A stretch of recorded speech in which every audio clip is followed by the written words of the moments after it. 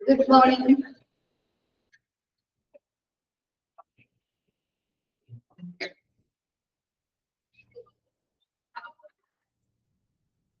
Sound ഒക്കെ clear ആയിട്ട് കേൾക്കണില്ല എല്ലാവർക്കും?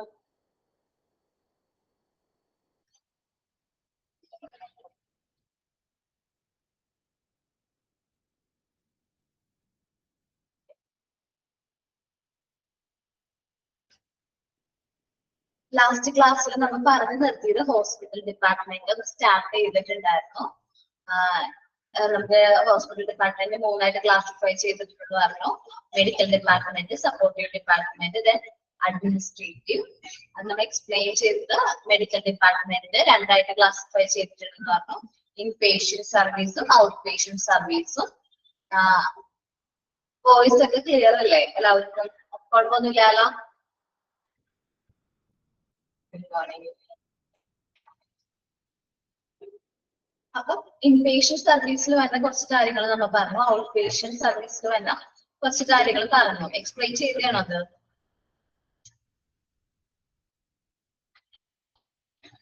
നോർമൽ എക്സ്പ്ലെയിൻ ചെയ്തതായിട്ടാണ്. ഓക്കെ. ഇൻപേഷ്യന്റ് സർവീസിൽ നമ്മൾ ഒന്നുകൂടി എടുക്കാണ്. ഇൻപേഷ്യന്റ് സർവീസിൽ patient room, patient ward, intensive care unit, operation theatre, labour room, maternity ward, ഇതെല്ലാമാണ് ഇൻപേഷ്യന്റ് സർവീസ് എന്ന് പറയുന്നത്. നമ്മുടെ ഹോസ്പിറ്റലിന്റെ അകത്ത് ഉള്ള പേഷ്യൻസിനെ നമ്മൾ എന്ത് പറയുന്നത്? ഇൻപേഷ്യൻസ് എന്ന് പറയുന്നത്. അഡ്മിറ്റ് ആയിട്ടുള്ള പേഷ്യൻസിനെ നമ്മൾ എന്ത് പറയുന്നത്? ഇൻപേഷ്യൻസ് എന്ന് പറയുന്നത്. സോ ഇവർക്കൊക്കെ പ്രൊവൈഡ് ചെയ്യുന്ന സർവീസ് ആണ് നമ്മൾ ഈ പറഞ്ഞ ആറെണ്ണം. ഏതൊക്കെയായിരുന്നു? Patient room, patient ward, intensive care unit, operation theatre, labour room, maternity ward. ഇവിടേക്കുള്ള പേഷ്യൻസിനെയാണ് നമ്മൾ ഇൻപേഷ്യന്റ് സർവീസുകൾ പ്രൊവൈഡ് ചെയ്യുന്നത്. ദെൻ ഔട്ട് പേഷ്യന്റ് സർവീസ് പറഞ്ഞു. പുറത്തുനിന്ന് പേഷ്യന്റ് വന്നു, ഒരു ദിവസത്തിനുള്ളിൽ അവർ ആ ട്രീറ്റ്മെന്റ് കംപ്ലീറ്റ് ചെയ്തു, അല്ലെങ്കിൽ അവരുടെ ആ ഒരു വിസിറ്റിന്റെ പർപ്പസ് കംപ്ലീറ്റ് ചെയ്തു, then അവർ എന്ത് ചെയ്യണം? നമ്മുടെ ഹോസ്പിറ്റലിൽ റീച്ച് ചെയ്ത് പോകും. അങ്ങനത്തെ പേഷ്യൻസിനെയാണ് നമ്മൾ എന്ത് പറയുന്നത്? ഔട്ട് പേഷ്യൻസ് എന്ന് പറയുന്നത്. അവർക്ക് പ്രൊവൈഡ് ചെയ്യുന്ന സർവീസ് ആണ് താഴെ പറയുന്നത്. ഏതൊക്കെയാണ്? കാഷ്വാലിറ്റി. ഭൂരിഭാഗം ആൾക്കാരും അത് കാണുന്നത് എവിടെയെങ്കിലും കാഷ്വാലിറ്റിയിലായിരിക്കും. കാഷ്വാലിറ്റി, കാർഡിയോളജി എന്ന് പറഞ്ഞിട്ടുണ്ടെങ്കിൽ ഹാർട്ടായിട്ട് ട്രീറ്റ് ചെയ്യുന്ന ഡിപ്പാർട്ട്മെന്റ് ആണ്. നമ്മൾ അതിനെക്കുറിച്ച് ഒരുപാട് എക്സ്പ്ലെയിൻ ചെയ്ത് നന്നായിട്ട് പഠിക്കും. അപ്പൊ ഡിസ്കസ് ചെയ്യാം. റിമറ്റോളജി, നമുക്ക് ഇതെല്ലാം ഒന്ന് പഠിക്കാനുള്ളതാണ്. നമ്മൾ ജസ്റ്റ് പേര് പറയുള്ളൂ. ഏത് രോഗത്തിനെയാണ് റിലേറ്റ് ചെയ്യണമെന്ന് മാത്രം പറയണം. റിമറ്റോളജി എന്ന് പറയുന്നത് ത്വക്ക് രോഗമാണ്. നമ്മൾ സ്കിന്നിനായിട്ട് റിലേറ്റ് ചെയ്യുന്ന എന്തെങ്കിലും അസുഖം ഉണ്ടെങ്കിൽ ചികിത്സിക്കുന്ന ഡിപ്പാർട്ട്മെന്റ് ആണ് റിമറ്റോളജി എന്ന് പറയുന്നത്. Ear nose and tongue ENT department എന്ന് പറയും. ഷോർട്ട് ആയിട്ട് നമ്മൾ ENT ഡിപ്പാർട്ട്മെന്റ് എന്ന് പറയും. ചെവി, മൂക്ക്, അതേപോലെ തോട്ടായിട്ട് എന്തെങ്കിലും പ്രശ്നം ഉണ്ടെങ്കിൽ കാണുന്ന ഡിപ്പാർട്ട്മെന്റിലാണ് പറയുന്നത് ENT ഡിപ്പാർട്ട്മെന്റ് എന്ന് പറയുന്നത്. ഗ്യാസ്ട്രോ എൻട്രോളജി പ്രശ്നമെങ്കിൽ നമ്മുടെ ഉദര രോഗ വിഭാഗമാണ്. വയറായിട്ട് റിലേറ്റ് ചെയ്യുന്ന എന്തെങ്കിലും അസുഖം ഉണ്ടെങ്കിൽ നമുക്ക് പോണ ഡിപ്പാർട്ട്മെന്റ് ആണ്. ഇനി ജനറൽ സർജറി ആയിട്ട് റിലേറ്റ് ചെയ്യണം എന്തെങ്കിലും കാര്യങ്ങളൊക്കെ ഈ ഡിപ്പാർട്ട്മെന്റിലാണ് നോക്കുന്നത്. ഹിമറ്റോളജി എന്ന് പറയുന്നത് നമ്മുടെ രക്തവുമായി ബന്ധപ്പെട്ട എന്തെങ്കിലും അസുഖം ഉണ്ടെങ്കിൽ അവിടെയാണ് പോകുന്നത്. ഒബ്സ്ട്രിക്സ് എന്ന് പറയുന്നത് നമ്മുടെ കുട്ടികളുടെ ചൈൽഡ് ബർത്ത്, അതേപോലെ തന്നെ കെയർ, അമ്മയുടെ കുട്ടിയുടെയും അമ്മയുടെയും കെയർ ആയിട്ട് റിലേറ്റ് ചെയ്യുന്നതാണ് ഒബ്സ്ട്രിക്സ് എന്ന് പറയുന്നത്. പീഡിയാട്രിക്സ് അറിയാം, കുട്ടികളുടെ ശിശുരോഗ വിദഗ്ധരെയാണ് നമ്മൾ, അല്ലെങ്കിൽ ശിശുരോഗ വിഭാഗത്തിനെയാണ് പറയുന്നത് പീഡിയാട്രിക്സ് എന്ന് പറയുന്നത്. ന്യൂറോളജി എന്ന് പറഞ്ഞിട്ടുണ്ടെങ്കിൽ നമ്മുടെ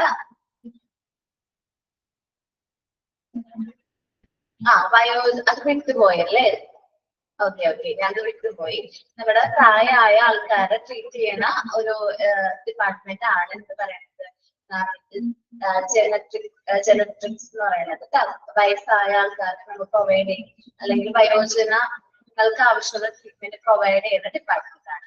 ന്യൂറോളജി എന്ന് പറയുന്നത് നാഡീവ്യവസ്ഥയായിട്ട് റിലേറ്റ് ചെയ്യുന്ന ട്രീറ്റ്മെന്റ് കൈകാര്യം ചെയ്യുന്ന ഡിപ്പാർട്ട്മെന്റ് ആണ്. ഓങ്കോളജി എന്ന് പറയുന്നത് അറിയാം, ക്യാൻസർ ആയിട്ട് റിലേറ്റ് ചെയ്യണ ഡിപ്പാർട്ട്മെന്റിനെയാണ് നമ്മൾ ഓങ്കോളജി എന്ന് പറയുന്നത്. ഒപ്തോളജി എന്ന് പറയുന്നത് കണ്ണുമായിട്ട് റിലേറ്റ് ചെയ്യണ ട്രീറ്റ്മെന്റ് പ്രൊവൈഡ് ചെയ്യുന്ന ഡിപ്പാർട്ട്മെന്റ് ആണ്. ജസ്റ്റ് ഈ ഡിപ്പാർട്ട്മെന്റിന്റെ പേര് നിങ്ങൾ എടുത്ത് ഓർത്ത് വെക്കാം. നമുക്ക് ഓരോന്നും എക്സ്പ്ലെയിൻ ചെയ്ത് അത്യാവശ്യം നന്നായിട്ട് പഠിക്കാനുള്ളതാണ്. ജസ്റ്റ് ഞാൻ പേര് പറഞ്ഞുകൊണ്ട് കുറച്ച് സ്പീഡായിട്ടൊക്കെ കാര്യങ്ങൾ പറഞ്ഞുതരാം. ജസ്റ്റ് ആ പേര് എനിക്ക് തോന്നുന്നത് ഞാൻ കഴിഞ്ഞ ക്ലാസ്സിൽ ഡിസ്പ്ലേഡ് ചെയ്യുന്നുണ്ട്. ഈ കാര്യങ്ങളൊക്കെ അത്യാവശ്യം വ്യക്തമായിട്ട് പറഞ്ഞു തന്നെയല്ലേ കഴിഞ്ഞ ക്ലാസ്സിൽ? അതുകൊണ്ട് ഞാൻ ജസ്റ്റ് ഒന്ന് ഓർമ്മിപ്പിച്ചെടുക്കാറ്. കുറെ ദിവസം വെക്കേഷൻ ഒക്കെ കഴിഞ്ഞ് വന്നുകൊണ്ട് മറന്നുപോയിട്ടുണ്ടാവും അല്ല. അതുകൊണ്ട് ജസ്റ്റ് ഒന്ന് റിമൈൻഡ് ചെയ്തിട്ട് ഞാൻ എന്റെ ക്ലാസ്സിലേക്ക് പോണേട്ടാ. അപ്പൊ നമ്മൾ പറഞ്ഞു നമ്മുടെ എന്താണ് ഹോസ്പിറ്റൽ ഡിപ്പാർട്ട്മെന്റ്സിനെ 3ആയിട്ട് ഡിവൈഡ് ചെയ്തിട്ടുണ്ടാകും. അല്ല, ആദ്യത്തെ ഡിപ്പാർട്ട്മെന്റ് ആണ് മെഡിക്കൽ ഡിപ്പാർട്ട്മെന്റ്. ഫസ്റ്റ് ഡിപ്പാർട്ട്മെന്റ് ഏതാണ്? മെഡിക്കൽ ഡിപ്പാർട്ട്മെന്റ് ആണ്. മെഡിക്കൽ ഡിപ്പാർട്ട്മെന്റിൽ നമ്മൾ ആദ്യമായിട്ട് പഠിക്കാൻ പോകുന്ന ഡിപ്പാർട്ട്മെന്റ് ആണ് ഔട്ട് പേഷ്യന്റ് ഡിപ്പാർട്ട്മെന്റ്. ഏതാണ്? Out patient department. ഇവിടെ പേഷ്യൻസ് വരുന്നത് ഓൺലി ഫോർ കൺസൾട്ടേഷന് വേണ്ടി മാത്രമായിരിക്കും നമ്മുടെ ഹോസ്പിറ്റൽസിലേക്ക് ആര് വരുന്നത് പേഷ്യന്റ് വരുന്നത്. നോട്ട് ഫോർ അഡ്മിഷൻ എടുക്കുക എന്ന് വെച്ചാൽ അവിടെ അഡ്മിറ്റ് ആവുന്നത് ജസ്റ്റ് കൺസൾട്ടേഷൻ വന്നിട്ട് ഡോക്ടറിന്റെ അടുത്ത് വന്ന് പരിശോധിക്കുക, എന്താണ് അസുഖം എന്ന് പറയും, അതിനുള്ള ട്രീറ്റ്മെന്റ് പ്രൊവൈഡ് ജസ്റ്റ് ആ ഒരു ടൈം പീരീഡ് ഒരു ദിവസത്തിനുള്ളിൽ അവർ നമ്മുടെ ഹോസ്പിറ്റലിൽ വിട്ടുപോകും. ഇതാണ് ഔട്ട് പേഷ്യന്റ് ഡിപ്പാർട്ട്മെന്റ് നടത്തുന്നത്. Patients seek for medical advice.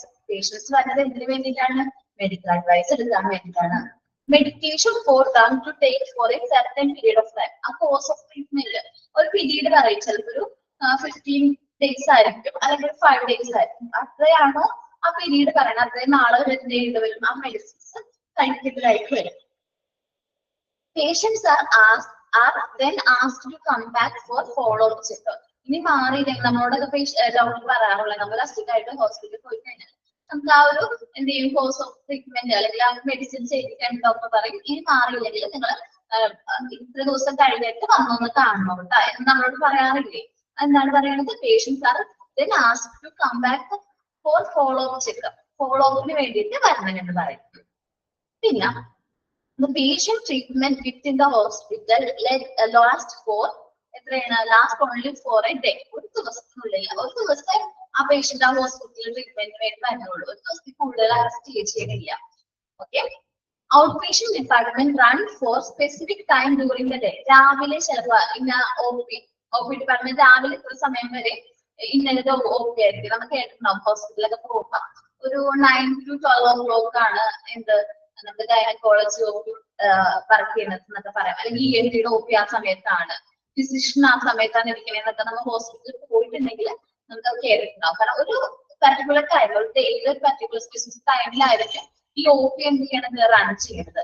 Consultation doctors are usually appoint to handle out patient department. Consultation doctors ആയിരിക്കും ഈ ഡിപ്പാർട്ട്മെന്റിലെ നമ്മുടെ ഒ പി ഡിപ്പാർട്ട്മെന്റ് ഹാൻഡിൽ ചെയ്യുന്നത്. ആ ഒരു പർട്ടിക്കുലർ ടൈമിലേക്കായിരിക്കും അവരുടെ ഹോസ്പിറ്റൽ വിസിറ്റ് ചെയ്യണത്. അവരുടെ പേഷ്യൻസിനെ നോക്കും. ആ പർട്ടിക്കുലർ ടൈം കഴിയുമ്പോൾ ഹോസ്പിറ്റലിലേക്ക് അവർ പോകും. ചിലപ്പോൾ ഒന്നിൽ കൂടുതൽ ഹോസ്പിറ്റൽസിലൊക്കെ ട്രീറ്റ്മെന്റ് പ്രൊവൈഡ് ചെയ്യുന്ന ഡോക്ടേഴ്സ് ഉണ്ടാവാറുണ്ട്. ഈ കൺസൾട്ടേഷന്റെ ഒക്കെ കാര്യമായിട്ട് അവർ ചിലപ്പോൾ ഒന്നിൽ കൂടുതൽ ഹോസ്പിറ്റൽസിലൊക്കെ വരണം. ഇത്രയുമാണ് നമുക്ക് ഔട്ട് പേഷ്യന്റ് ഡിപ്പാർട്ട്മെന്റിനെ കുറിച്ച് പറയാനുള്ളത്. ഇത് ഞാൻ ഒരു പ്രാവശ്യം എടുത്തതാണ്, അതുകൊണ്ട് ജസ്റ്റ് സ്പീഡിലൊന്ന് പറഞ്ഞു പോയതാണ് കേട്ടോ. നമുക്ക് നോക്കാം, ഒന്ന് വായിച്ചു നോക്കാം ഈ ഔട്ട് പേഷ്യന്റ് ഡിപ്പാർട്ട്മെന്റിനെ കുറിച്ച് ഇതിൽ എന്താ പറഞ്ഞിരിക്കുന്നത് നോക്കാം. In this department, people comes to hospital only for consultation and not for admission. നമ്മൾ പറഞ്ഞത് തന്നെയാണ് ഔട്ട് പേഷ്യന്റ് ഡിപ്പാർട്ട്മെന്റിലേക്ക് ഔട്ട് പേഷ്യൻസ് എന്തിനാ വരുന്നത്? കൺസൾട്ടേഷന് വേണ്ടി മാത്രമാണ് വരുന്നത്, അഡ്മിഷന് വേണ്ടി അല്ല. The patient seek medical advice from the medication for them to take for a certain period of time. ഞാൻ പറഞ്ഞു മെഡിസിൻസ് ഒരു സർട്ടൻ പീരീഡ് ഓഫ് ടൈമിലേക്ക് ആയിരിക്കും അവിടെ എടുക്കുന്നത്. ചിലപ്പോൾ ഒരു 5 ദിവസത്തേക്കായിരിക്കും, ചിലപ്പോൾ ഒരു 7 ദിവസം അല്ലെങ്കിൽ 15 days. ആ ഒരു പർട്ടിക്കുലർ ടൈം പീരീഡിലേക്കായിരിക്കും എന്ത് ചെയ്യുന്നത്, ആ മെഡിക്കേഷൻ അവിടെ എടുക്കുന്നത്. Patients are then asked to come back for follow-up checkup. പേഷ്യൻസിനോട് ഡോക്ടേഴ്സ് പറയാറുണ്ട് അസുഖം മാറില്ലെങ്കിൽ ഒന്ന് ഫോളോ-അപ്പ് ചെക്കപ്പിലേക്ക് വരണം, അസുഖം മാറിയില്ലെങ്കിൽ ഒരാഴ്ച കഴിഞ്ഞിട്ട് ഒന്നുകൂടി വന്ന് കാണണം എന്ന് നമ്മൾ പറയാറുണ്ട്. Patient treatment within the boundaries of the hospital last only a day. നമ്മുടെ ഹോസ്പിറ്റലിന്റെ ബൗണ്ടറീസ് എന്ന് പറഞ്ഞാൽ ഹോസ്പിറ്റലിന്റെ അകത്ത് അല്ലെങ്കിൽ ആ ബൗണ്ടറി അതിന് ഉള്ളില് അവരകത്ത് ഒരു ദിവസത്തിൽ കൂടുതൽ അവർ ലീവില്ല, ലാസ്റ്റ് ചെയ്യില്ല. ഈ ട്രീറ്റ്മെന്റ് എന്ന് പറയുന്നത് ഔട്ട് പേഷ്യന്റ് ഡിപ്പാർട്ട്മെന്റിലെ പേഷ്യൻസിന്റെ ട്രീറ്റ്മെന്റ് ഒരു ദിവസത്തിൽ കൂടുതൽ ലാസ്റ്റ് ചെയ്യില്ല. Out patient department run for a specific time during the day. ഇത്ര അവേഴ്സ് ആയിരിക്കും അവിടെ ആ ഒ പി പ്രവർത്തിക്കാറുണ്ട്. അപ്പൊ ആ ഒരു പർട്ടിക്കുലർ അവേഴ്സിലായിരിക്കും ആ ഹോസ്പിറ്റലിൽ ആ ഒ പി എന്ത് ചെയ്യണത്, റൺ ചെയ്യണത്. Consultation doctors are usually appointed to handle outpatient department. Consultation doctors ആയിരിക്കും outpatient department ഹാൻഡിൽ ചെയ്യണ ഡോക്ടേഴ്സ് പറയുന്നത്. ആ ഒരു പർട്ടിക്കുലർ ടൈമിലായിരിക്കും അവർ കൺസൾട്ടേഷൻ വേണ്ടി വരുന്നത്. ആ ടൈം പീരീഡ് കഴിയുമ്പോൾ അവരുടെ ഹോസ്പിറ്റലിലേക്ക് പോകും. ഓക്കെ, ഇത്രയുമാണ് ഔട്ട് പേഷ്യന്റ് ഡിപ്പാർട്ട്മെന്റിനെ കുറിച്ച് പറഞ്ഞത്. ലാസ്റ്റ് ക്ലാസ്സിൽ നമ്മൾ പറഞ്ഞു വെച്ചതാണ് out patient department. Out patient department മനസ്സിലായോ എല്ലാവർക്കും?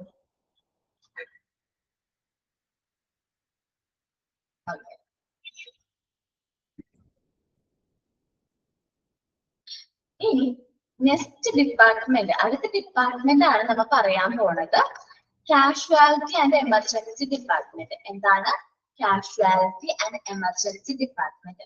ഈ കാഷ്വാലിറ്റി ആൻഡ് എമർജൻസി ഡിപ്പാർട്ട്മെന്റിന് വേറൊരു പേര് കൂടിയുണ്ട്, ആക്സിഡന്റ് ആൻഡ് എമർജൻസി ഡിപ്പാർട്ട്മെന്റ്.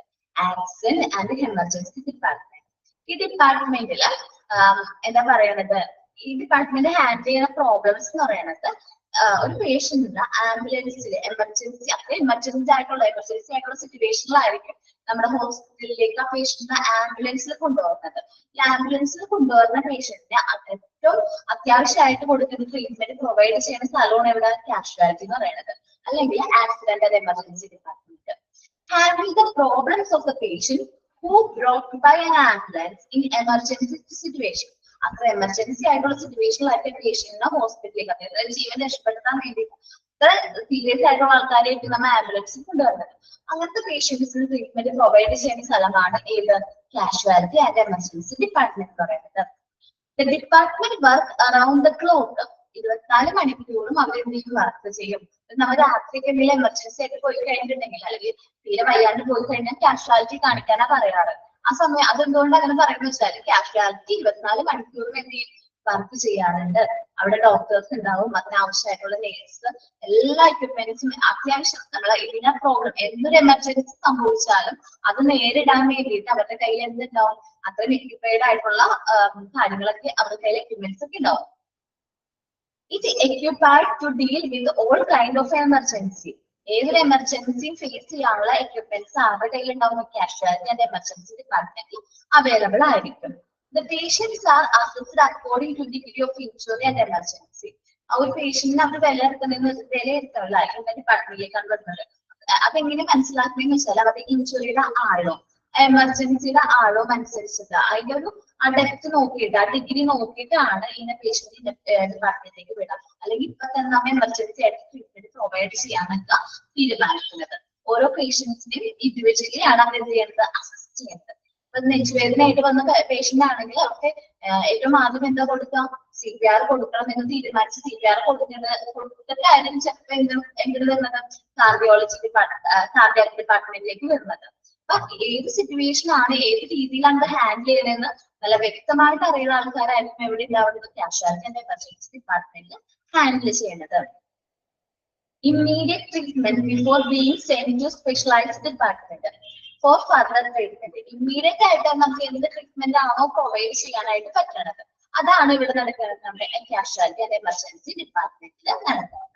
അപ്പൊ നമ്മൾ നോക്കാം, കാഷ്വാലിറ്റി ആൻഡ് എമർജൻസി ഡിപ്പാർട്ട്മെന്റിൽ വേറൊരു പേരുണ്ടെന്ന് പറഞ്ഞു, ആക്സിഡന്റ് ആൻഡ് എമർജൻസി ഡിപ്പാർട്ട്മെന്റ് എന്ന് പറഞ്ഞു. ഈ ആക്സിഡന്റ് ആൻഡ് എമർജൻസി ഡിപ്പാർട്ട്മെന്റ് 24 മണിക്കൂറും എന്ത് ചെയ്തുകൊണ്ടിരിക്കും, വർക്ക് ചെയ്തുകൊണ്ടിരിക്കും എന്ന് പറഞ്ഞു. ഈ ആക്സിഡന്റ് ആൻഡ് എമർജൻസി ഡിപ്പാർട്ട്മെന്റ് അത്രയും ക്രിട്ടിക്കൽ ആയിട്ടുള്ള പേഷ്യൻസിനെയാണ് എടുക്കുന്നത്. ആംബുലൻസിൽ അത്രയും എമർജൻസി സിറ്റുവേഷനിൽ ആംബുലൻസിൽ കൊണ്ടുവരുന്ന പേഷ്യൻസിനെയാണ് നമ്മൾ എവിടെ എടുക്കുന്നത്, അഡ്മിറ്റ് ചെയ്യുന്നത്, കാഷ്വാലിറ്റി ആൻഡ് എമർജൻസി ഡിപ്പാർട്ട്മെന്റിൽ അഡ്മിറ്റ് ചെയ്യുന്നത്. ദെൻ നമ്മൾ പറഞ്ഞത് എന്താണ്, അവരുടെ ഡിഗ്രി ഓഫ് എമർജൻസി അല്ലെങ്കിൽ ഇഞ്ചുറിയുടെ അനുസരിച്ചാണ് അവരെന്ത് ചെയ്യുന്നത്, അവരെ അസസ് ചെയ്യണത്, അല്ലെങ്കിൽ അവരെ ട്രീറ്റ്മെന്റ് പ്രൊവൈഡ് ചെയ്യുന്നത്. അതേപോലെ തന്നെ ഏത് ടൈപ്പ് എമർജൻസി ഹാൻഡിൽ ചെയ്യാനും കേപ്പബിൾ ആയിട്ടുമാണ് ഈ ആക്സിഡന്റ് ആൻഡ് എമർജൻസി ഡിപ്പാർട്ട്മെന്റ്. ഏതൊരു ടൈപ്പ് എമർജൻസി വന്നാലും അവർക്ക് ഹാൻഡിൽ ചെയ്യാനായിട്ട് അവർക്ക് പറ്റും. ദെൻ എന്ത് പറഞ്ഞു, പേഷ്യന്റിന്റെ ഡിഗ്രി അനുസരിച്ചാണ് അവർ അസസ് ചെയ്യുന്നത്. ഇനി ഏറ്റവും ഇമ്മീഡിയറ്റ് ആയിട്ടുള്ള ട്രീറ്റ്മെന്റ് ഞാൻ പറഞ്ഞു, ഹാർട്ടിന് നെഞ്ചുവേദനയായിട്ട് പേഷ്യന്റ് നമ്മൾ ഹോസ്പിറ്റലിലേക്ക് ആംബുലൻസിൽ കൊണ്ടുപോകും. ആ പേഷ്യന്റിന് ഏറ്റവും അത്യാവശ്യമായിട്ട് എന്താ കൊടുക്കുക, CPR കൊടുക്കണം. CPR ഒരു ശ്വാസം കിട്ടണില്ല, അല്ലെങ്കിൽ നമുക്ക് പൾസ് ചെക്ക് ചെയ്യുമ്പോൾ പൾസ് കിട്ടണില്ലെങ്കിൽ ഫസ്റ്റ് നമ്മൾ എന്ത് ചെയ്യാം, CPR കൊടുത്തിട്ട് വേണം ആ ഡിപ്പാർട്ട്മെന്റിലേക്ക് ആ പേഷ്യന്റിനെ എന്ത് ചെയ്യാനായിട്ട് മാറ്റാനായിട്ട്. നെഞ്ചുവേദനയായിട്ടുള്ള വന്നിരിക്കുന്ന പേഷ്യന്റിനെ കാർഡിയാക് ഡിപ്പാർട്ട്മെന്റിലേക്ക് മാറ്റുന്നേക്കാളും നമുക്ക് നമ്മൾ എന്ത് കൊടുക്കണം, CPR ഇമ്മീഡിയറ്റ് ട്രീറ്റ്മെന്റ് ആണ് എവിടെ പ്രൊവൈഡ് ചെയ്യും, കാഷ്വാലിറ്റിയിൽ പ്രൊവൈഡ് ചെയ്യണം.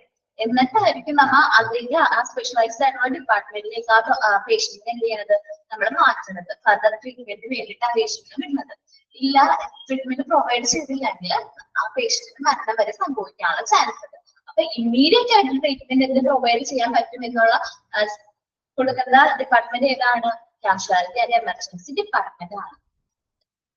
നമുക്കൊന്ന് വായിച്ചു നോക്കാം കേട്ടോ. The department, also known as Accident and Emergency Department, handles the problems of the patient who have brought by an ambulance in emergency situation. നമ്മൾ പറഞ്ഞ പോലെ തന്നെ എമർജൻസി സിറ്റുവേഷൻ പേഷ്യന്റിന് ആംബുലൻസിൽ കൊണ്ടുവന്ന പേഷ്യൻസിന് ഇവിടെ ട്രീറ്റ്മെന്റ് നമ്മൾ പ്രൊവൈഡ് ചെയ്യാറുണ്ട്. This department around the clock എന്ന് വെച്ചിട്ടുണ്ടെങ്കിൽ അറൌണ്ട് ദ ക്ലോക്ക് എന്ന് പറഞ്ഞാൽ 24 hours അതിന് ചെയ്യും വർക്ക് ചെയ്യും എന്നാണ് അർത്ഥം. അറൌണ്ട് ദ ക്ലോക്ക് മാർക്ക് ചെയ്യാം 24 hours വർക്കിംഗ് അല്ലെങ്കിൽ 24 hours എഴുതി വെക്കാം.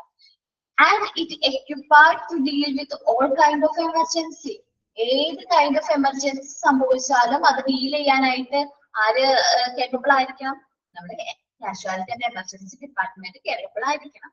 The patients are assessed according to the degree of injury and emergency. അവരുടെ ഇഞ്ചുറിയുടെ അല്ലെങ്കിൽ എമർജൻസിയുടെ ഡിഗ്രി അനുസരിച്ചായിരിക്കും അവരെ ഓരോരുത്തരെ എന്ത് ചെയ്യുന്നത് നമ്മൾ അസസ് ചെയ്യുന്നത്. And then give immediate treatment before being sent to specialized department for further treatment.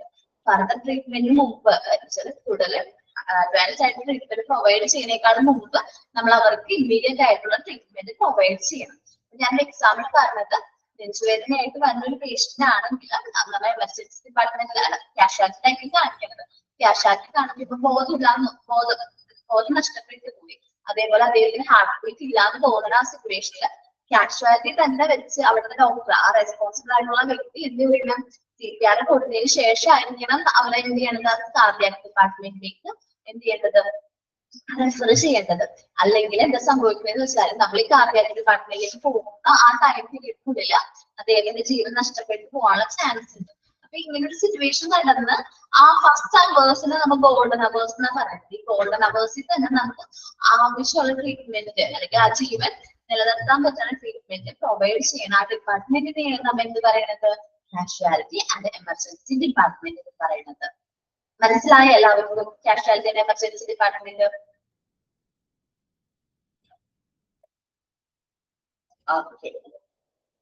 Okay അല്ലേ? അപ്പൊ നമ്മൾ ആദ്യം പറഞ്ഞത് ഔട്ട് പേഷ്യന്റ് ഡിപ്പാർട്ട്മെന്റ് ആണ്.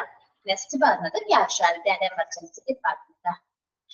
അടുത്ത ഡിപ്പാർട്ട്മെന്റ്, മൂന്നാമത്തെ ഡിപ്പാർട്ട്മെന്റ് ആണ് കാർഡിയോളജി. എന്താണ് കാർഡിയോളജി? ഈ കാർഡിയോളജി എന്ന് പറയുമ്പോൾ തന്നെ നമ്മളെ ഹാർട്ടായിട്ട് റിലേറ്റ് ചെയ്യണം, അല്ലെങ്കിൽ ഹ്യൂമൻ ഹാർട്ടായിട്ട് സർക്കുലേഷൻസ് ആയിട്ട് റിലേറ്റ് ചെയ്യണം, അസുഖങ്ങളായിട്ട് റിലേറ്റ് ചെയ്യണം, ട്രീറ്റ്മെന്റ് പ്രൊവൈഡ് ചെയ്യണ ഒരു ഏരിയ ആണ്. നസ്രി, മോനെ ഏതാണ് പോർഷനാണ് മനസ്സിലാവാഞ്ഞത്?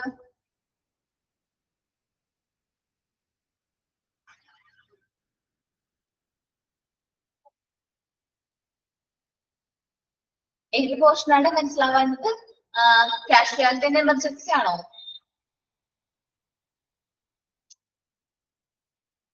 കാഷ്വാലിറ്റി. ഓക്കെ, ഒന്നുകൂടി പറയാം, ശ്രദ്ധിച്ചു കേട്ടോ. ഈ കാഷ്വാലിറ്റി ഡിപ്പാർട്ട്മെന്റ് എന്ന് പറയുന്നത് അത്രയും എമർജൻസി, അത്രയും സീരിയസ് ആയിട്ടുള്ള സിറ്റുവേഷനിലായിരിക്കും പേഷ്യന്റിനെ നമ്മൾ ഇങ്ങനെ ആംബുലൻസിൽ ഹോസ്പിറ്റലിലേക്ക് എത്തുന്നത്. ഇമ്മീഡിയറ്റ് ട്രീറ്റ്മെന്റ് പ്രൊവൈഡ് ചെയ്യണമെന്ന ഉദ്ദേശത്തോടു കൂടിയാണ് ഇങ്ങനെ ആംബുലൻസിൽ അവിടെ പേഷ്യന്റിനെ ഹോസ്പിറ്റലിലേക്ക് എത്തിക്കുന്നത്. അങ്ങനെ തന്നെ പേഷ്യൻസിന് പ്രൊവൈഡ് ചെയ്യുന്ന ട്രീറ്റ്മെന്റ് പ്രൊവൈഡ് ചെയ്യുന്ന സ്ഥലമാണ് ഏത്? കാഷ്വാലിറ്റി ആൻഡ് എമർജൻസി ഡിപ്പാർട്ട്മെന്റ് എന്ന് പറയുന്നത്. കാഷ്വാലിറ്റി ആൻഡ് എമർജൻസി ഡിപ്പാർട്ട്മെന്റിന് ഒരു നെയിമും കൂട്ടിയിട്ട് ആക്സിഡന്റ് ആൻഡ് എമർജൻസി ഡിപ്പാർട്ട്മെന്റ്. അപ്പൊ ആക്സിഡന്റ് സംഭവിക്കുന്ന ആൾക്കാരെ നമ്മൾ ഈ എമർജൻസി ഡിപ്പാർട്ട്മെന്റിലേക്കാണ്, കാഷ്വാലിറ്റിയിലേക്കാണ് ആദ്യം എത്തിക്കുന്നത്. ഇത് അറൌണ്ട് ദ ക്ലോക്ക് 24 hours എന്താണ് വർക്കിംഗ് ആയിരിക്കും. 24 മണിക്കൂറും നമ്മുടെ കാഷ്വാലിറ്റി എന്ന് പറയുന്നത് വർക്കിംഗ് ആയിരിക്കും. എല്ലാ ഹോസ്പിറ്റൽസിലും 24 മണിക്കൂറും കാഷ്വാലിറ്റി എങ്ങനെയായിരിക്കും? വർക്കിംഗ് ആയിരിക്കും. അതേപോലെ തന്നെ ഏതൊരു എമർജൻസി വന്നാലും അത് ഹാൻഡിൽ ചെയ്യാനായിട്ട് കേപ്പബിൾ ആയിരിക്കും ഏത്? Casualty and emergency department. ഇങ്ങനെയുള്ള സിറ്റുവേഷനിൽ എല്ലാ എക്യുപ്മെന്റ്സും അവിടെ അവൈലബിൾ ആയിരിക്കും. ഏതൊരു എമർജൻസി ആണ് വരുന്നത് അതനുസരിച്ച് അത് എന്ത് ചെയ്യാൻ പ്രാപ്തത ആയിരിക്കും പിന്നെ എമർജൻസി എന്ത് ചെയ്യാനായിട്ട് കൈകാര്യം ചെയ്യാനായിട്ട്. ഓരോ പേഷ്യൻസിന്റെയും അവരുടെ ഡിഗ്രി ഓഫ് ഇഞ്ചുറി, അവർക്ക് എത്രയാണോ ആ ഒരു ആക്സിഡന്റിൽ ഡിഗ്രി ഓഫ് ഇഞ്ചുറി വന്നിട്ടുണ്ടെങ്കിൽ എത്ര എമർജൻസി ആണ് ആ പേഷ്യന്റ്, അല്ലെങ്കിൽ അത്ര സീരിയസ് ആണോ എന്നൊക്കെ നോക്കിയിട്ടായിരിക്കും ട്രീറ്റ്മെന്റ് അവര് പ്രൊവൈഡ് ചെയ്യുന്നത്. അവർ കൊടുക്കുന്നത് immediate treatment. Casualty and emergency ഡിപ്പാർട്ട്മെന്റിൽ കൊടുക്കണമെന്ന് വെച്ചിട്ടുണ്ടെങ്കിൽ ഇമ്മീഡിയറ്റ് ട്രീറ്റ്മെന്റ് ആ ഒരു വ്യക്തിയുടെ ജീവൻ രക്ഷപ്പെടുത്താനായിട്ട് നമുക്ക് എന്താണ് ഇമ്മീഡിയറ്റ് ആയിട്ട് ട്രീറ്റ്മെന്റ് പ്രൊവൈഡ് ചെയ്യാനായിട്ട് പറ്റും ആ ഒരു ട്രീറ്റ്മെന്റ് ആണ് ഇവിടെ കൊടുക്കുന്നത് കാഷ്വാലിറ്റി ആൻഡ് എമർജൻസി ഡിപ്പാർട്ട്മെന്റിൽ കൊടുക്കുന്നത്. അത് കഴിഞ്ഞിട്ടായിരിക്കും അതായത് റിലേറ്റ് ചെയ്യുന്ന സ്പെഷ്യലൈസ്ഡ് ഡിപ്പാർട്ട്മെന്റിലേക്ക് നമ്മൾ എന്ത് ചെയ്യുന്നത് ആ പേഷ്യന്റിനെ ട്രാൻസ്ഫർ ചെയ്യണത് അല്ലെങ്കിൽ ഷിഫ്റ്റ് ചെയ്യണത്. നസ്രീന് മോന് മനസ്സിലായോ പറഞ്ഞത്? ഓക്കെ, ബാക്കി എല്ലാവർക്കും കാഷ്വാലിറ്റി ആൻഡ് എമർജൻസി ഡിപ്പാർട്ട്മെന്റും അതേപോലെ തന്നെ ഔട്ട് പേഷ്യന്റ് ഡിപ്പാർട്ട്മെന്റും മനസ്സിലായല്ലോ? ഞാൻ അടുത്ത പോർഷൻ എടുത്തോട്ടെ. അടുത്ത പോർഷൻ ആണ് കാർഡിയോളജി. എന്താണ് കാർഡിയോളജി? ഹാർട്ടായിട്ട് റിലേറ്റ് ചെയ്യുന്ന അസുഖങ്ങൾ ട്രീറ്റ് ചെയ്യുന്ന സ്ഥലമാണ് ഈ കാർഡിയോളജി ഡിപ്പാർട്ട്മെന്റ് പറയുന്നത്. നമ്മുടെ ഹ്യൂമൻ ഹാർട്ട് അതേപോലെ തന്നെ ബ്ലഡ് സർക്കുലേഷൻ എല്ലാമായിട്ട് റിലേറ്റ് ചെയ്യുന്ന അസുഖങ്ങൾ ട്രീറ്റ് ചെയ്യുന്ന സ്ഥലമാണ് ഏത് നമ്മുടെ കാർഡിയോളജി ഡിപ്പാർട്ട്മെന്റ് എന്ന് പറയുന്നത്.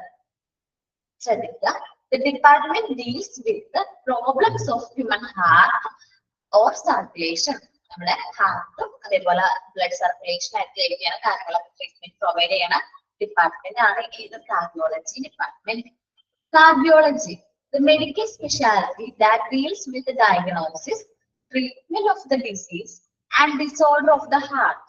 എന്തൊക്കെ കാര്യങ്ങളാണ് ഇവിടെ പ്രൊവൈഡ് ചെയ്യുന്നത്? Speciality treatment, medical speciality treatment ആണ് പ്രൊവൈഡ് ചെയ്യുന്നത്.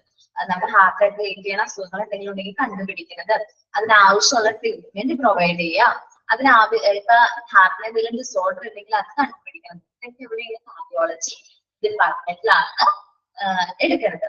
ഹൃദയത്തിന്റെയും നമ്മുടെ ബ്ലഡ് സർക്കുലേഷൻ അല്ലെങ്കിൽ ചക്രവ്യൂഹത്തിന്റെയും ചില ഭാഗങ്ങളുടെ തകരാറുകൾ, ഇപ്പൊ നമ്മുടെ വാൽവിനൊക്കെ എന്തെങ്കിലും പ്രശ്നം ഉണ്ടെങ്കിൽ അങ്ങനത്തെ എന്തെങ്കിലും തകരാറൊക്കെ ഉണ്ടെങ്കിൽ അത് കൈകാര്യം ചെയ്യുന്ന ആ ഡിപ്പാർട്ട്മെന്റിന്റെ മൊത്തമായിട്ടാണ് നമ്മൾ എന്ത് പറയുന്നത് കാർഡിയോളജി ഡിപ്പാർട്ട്മെന്റ് എന്ന് പറയുന്നത്. The treatment it treats the people both on an inpatient and outpatient basis. അപ്പൊ നമ്മുടെ ഹോസ്പിറ്റലിന്റെ അകത്തുള്ള പേഷ്യൻസിനും ട്രീറ്റ്മെന്റ് പ്രൊവൈഡ് ചെയ്യും. പെട്ടെന്ന് ഒരു പേഷ്യന്റ് നെഞ്ചുവേദനയായിട്ട് ഹാർട്ട് അറ്റാക്ക് അല്ലെങ്കിൽ നെഞ്ചുവേദനയായിട്ട് ആംബുലൻസ് നമ്മുടെ ഹോസ്പിറ്റലിൽ എത്തിക്കുകയാണെങ്കിൽ കാർഡിയോളജി ഡിപ്പാർട്ട്മെന്റ് ആ പേഷ്യന്റ് ഔട്ട് പേഷ്യന്റിന് ട്രീറ്റ്മെന്റ് പ്രൊവൈഡ് ചെയ്യും. അപ്പൊ treatment both and inpatient and out patient base രണ്ടു പേർക്കും എന്ത് കൊടുക്കാറുണ്ട്? ട്രീറ്റ്മെന്റ് പ്രൊവൈഡ് ചെയ്യാറുണ്ട്. നോക്കാട്ടോ. The department, as said, deals with the problems of human heart and circulation. ഒന്ന് ശ്രദ്ധിച്ചിരിക്കണം, നമ്മൾ പഠിക്കുന്നതിൽ ഏറ്റവും ഇമ്പോർട്ടന്റ് ആയിട്ടുള്ള ഒരു ഡിപ്പാർട്ട്മെന്റ് ആണ് കാർഡിയോളജി ഡിപ്പാർട്ട്മെന്റ് എന്ന് പറയുന്നത്.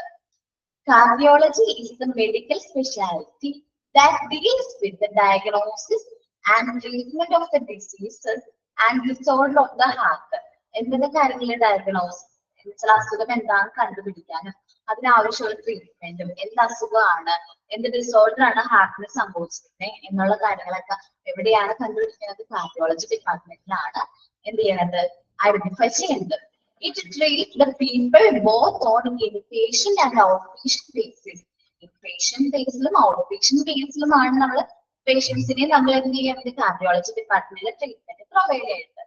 ഇൻപേഷ്യന്റ് എന്ന് പറയുന്നുണ്ടെങ്കിൽ നമുക്ക് ഹോസ്പിറ്റലിന്റെ അകത്തുള്ള പേഷ്യൻസിനെയാണ് നമ്മൾ എന്ത് പറയുന്നത്? ഇൻപേഷ്യന്റ് എന്ന് പറയുന്നത്. അപ്പൊ ആ ഒരു വ്യക്തിക്ക് പെട്ടെന്ന് നെഞ്ചുവേദന വരെയാണെങ്കിൽ നമ്മൾ ട്രീറ്റ്മെന്റ് പ്രൊവൈഡ് ചെയ്യുന്നത് ഇൻപേഷ്യന്റിനെ ട്രീറ്റ്മെന്റ് പ്രൊവൈഡ് ചെയ്യണം. നെക്സ്റ്റ് ഞാൻ പറഞ്ഞത് ഔട്ട് പേഷ്യന്റ് ആണ്.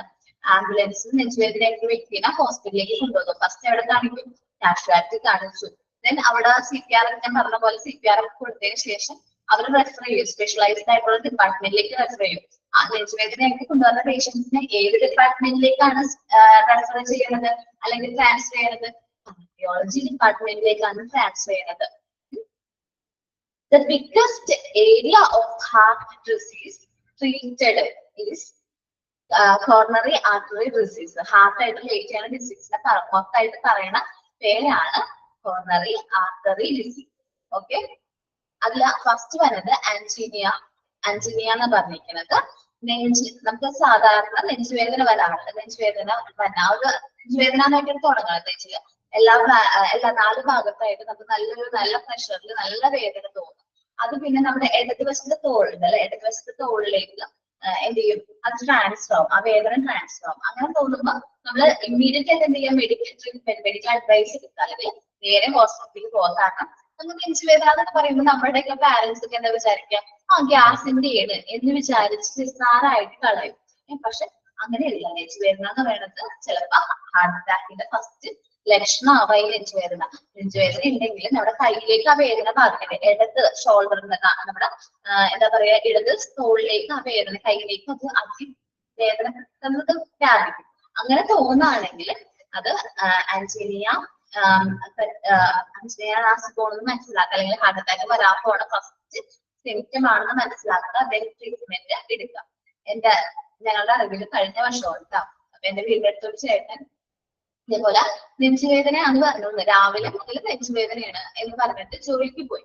ചേട്ടൻ ജോലിക്ക് പോയിട്ട് നെഞ്ചുവേദന കൂടിയിട്ട് ആ ഡോക്ടർ ചേട്ടൻ എന്ത് ചെയ്തു, വീട്ടിലേക്കാണ് തിരിച്ചു വന്നത്. ഗ്യാസിന്റെ ആയിരിക്കും, കുറച്ചേരം റെസ്റ്റ് ചെയ്യാം, അല്ലെങ്കിൽ ആ ചേട്ടൻ എന്താ ചെയ്തു, ജീരകത്തിന്റെ വെള്ളമൊക്കെ തിളപ്പിച്ച് കുടിച്ച് കുറച്ച് വെളുത്തുള്ളിയൊക്കെ കഴിച്ച് വീട്ടിലിരുന്ന് ഉച്ച കഴിഞ്ഞ് ഒരു 3 മണി കഴിഞ്ഞപ്പോൾ ആ ചേട്ടൻ തീരെ പറ്റാതായി കഴിഞ്ഞപ്പോ അടുത്തുള്ളൊരു കുട്ടീനെ വിളിച്ചിട്ട് ബൈക്കിന് ഈ ചേട്ടൻ എന്ത് ചെയ്തു, ഹോസ്പിറ്റലിലേക്ക് പോയി. ബൈക്കിന് ബാക്കിൽ ഇരുന്ന് ഹോസ്പിറ്റലിലേക്ക് പോയി. പക്ഷെ പോണ വഴിക്ക് തീരെ വയ്യാത്തൊരു രീതിയിലായിട്ട് കയ്യിലേക്ക് എന്താ ഭയങ്കരമായിട്ട് വേദന ബാധിച്ച് ആ ചേട്ടൻ വണ്ടിയിൽ വീണു. അപ്പോഴും ആ കുട്ടി എന്താ വിചാരിച്ച, ബോധം കെട്ട് വീണു എന്നാ വിചാരിച്ചത്.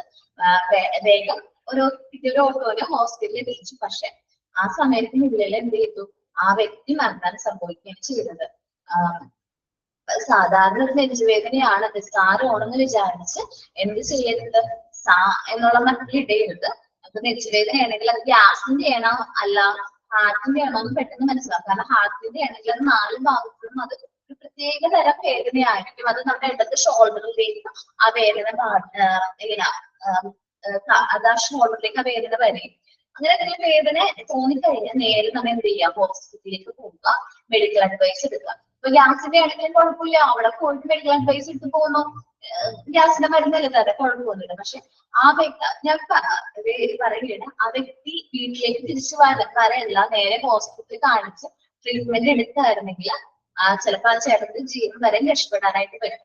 അപ്പൊ ആ ചേട്ടൻ മോള് ഒരു പെങ്കൊച്ചുള്ളത് 5ാം ക്ലാസ്സിൽ എന്തോ പഠിക്കുന്ന കുട്ടിയായിരുന്നു.